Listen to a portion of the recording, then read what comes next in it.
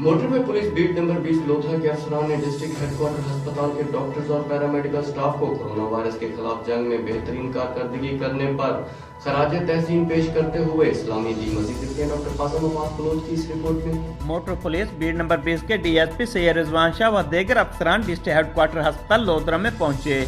Motor police के चाकू चौबंद दस्ते ने कोरोना वायरस के खिलाफ जंग में बेहतरीन किरदार अदा करने पर डॉक्टर्स और पैरामेडिकल स्टाफ को सलामी दी।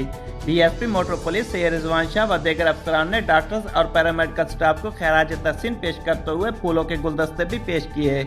मोटर पुलिस के अफसरान ने तिब्बी अमले के हक में पोस्टर भी उठा रखे थे जिन पर तारीफी कलमात दर्ज थे। मोटर पुलिस बीट नंबर 20 के डीएसपी सैयद रिजवान शाह का इस मौके पर कहना था कि कोरोना वायरस के खिलाफ जंग में डॉक्टर्स और पैरामेडिकल स्टाफ और दीगर स्टाफ की खिदमत काबिल तारीफ हैं। डॉक्टर्स और अमले की दिन रात जद्दोजहद से कोरोना वायरस को शिकस्त हुई है और मुतअद्दिद मरीज सेहतयाब हुए हैं।